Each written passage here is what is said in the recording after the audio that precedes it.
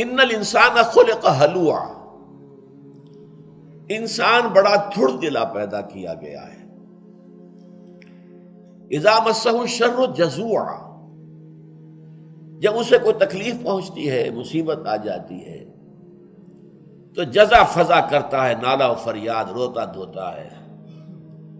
وَإِذَا مَسَّهُ الْخَيْرُ مَنُوعًا، اور جب وہ خیر مل جاتا ہے تو اسے روک کر رکھتا ہے کہ کسی اور تک اس کا کوئی فیض نہ پہنچ جائے، اسے جھٹ پٹ اپنی تجوری کے اندر بند کرنے کی کوشش کرتا ہے.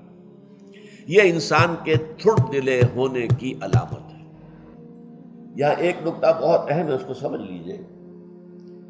یہ ظاہری تضاد ہے قرآن کا، اگر آپ اسے حل نہ کر سکیں تو تضاد ہے. ایک طرف قرآن کہتا ہے لقد خلقنا الانسان فی احسن تقویم، ہم نے انسان کو بہترین حساب سے پیدا کیا. اللہ فرماتا ہے خلقتہ بیدی، میں نے اپنے دونوں ہاتھوں سے پیدا کیا. وَلَقَدْ كَرَّمْنَا بَنِي آدَمَ وَحَمَلْنَاهُمْ فِي الْبَرِّ وَالْبَحْرِ، ہم نے بہت عزت دی ہے بنی آدم کو، ہم نے انہیں اٹھایا ہے، سوار کرایا ہے، بر میں بھی بحر میں بھی. اور یہ مسجود ملائک،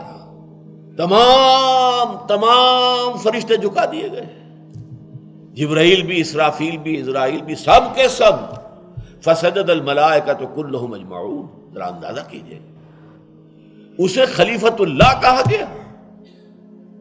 ایک طرف یہ ہے، ایک طرف قرآن کہتا ہے خلق الانسان ضعیفا، انسان کمزور پیدا کیا. کان الانسان عجولا، انسان تو بہت جلد باز ہے. خلق الانسان من عجل، جلد بازی تو انسان کی سرشت میں داخل ہے. انہ کان ظلوما جہولا، ظلوم بھی ہے، ظلم کرنے والا، جاہل بھی ہے. یہاں کہا ہلوعا، بہت کم ہمت، تھڑ دلا، دل کا کچھ بھی کمزور، کہ اگر ذرا تکلیف آئی تو جزا فضا ہے، نالہ فغاں، شور مچا دیا ہے، فریاد کر رہا ہے.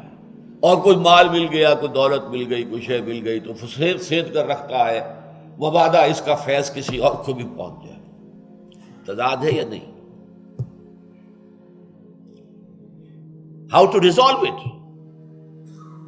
یہ جو انسان کا مرکب وجود ہے، اس روحانی وجود کے اعتبار سے خلقنا الانسان من احسن تقویم، روحانی وجود کے اعتبار سے وہ خلیفۃ اللہ فی الارض، اس روحانی وجود کی وجہ سے وہ مسجود ملائک بنا. فَإِذَا سَوَّيْتُهُ وَنَفَخْتُ فِيهِ مِن رُوحِي فَقَعُوا لَهُ سَاجِدِينَ، جب میں اس کی تخلیق مکمل کر دوں اور اس میں اپنی روح میں سے پھونک دوں تو گر پڑنا اس کے سامنے سجدے میں. یہ ہے وہ پہلو، اونچا ہے، بہت اونچا ہے.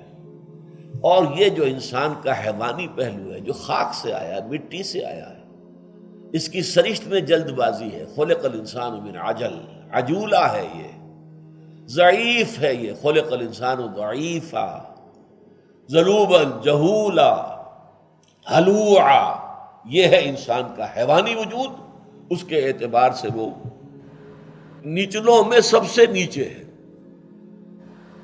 اب ظاہر بات ہے کہ انسان کے اندر یہ وجود جب دونوں جمع ہو گئے تو اب دو ہی باتیں ہوں گی، یا حیوانی وجود غالب آ جائے گا روحانی وجود پر تو انسان حیوان بن جائے گا، بلکہ حیوان سے بھی کم تر. لہم قلوب لا یفقہون بہا وَلَهُمْ أَعْيُنٌ لَا يُبْصِرُونَ بِهَا وَلَهُمْ آذَانٌ لَا يَسْمَعُونَ بِهَا أُولَٰئِكَ كَالْأَنْعَامِ بَلْ هُمْ أَضَلُّ، یہ چوپایوں کے مانند ہیں بلکہ ان سے بھی کم تر، ان سے بھی گئے گزرے. لیکن چوپائے تو پیدا اسی سطح پر کیے گئے تھے، اس پر وہ برقرار ہیں. یہ کہاں پیدا کیا گیا تھا؟ کون سی روح اس کے اندر پھونکی گئی تھی؟ مسجود ملائک بنایا گیا تھا. لیکن اگر اس روح کے اوپر یہ حیوانی وجود غالب آ گیا ہے تو یہ حیوانوں سے بدتر ہو گئے.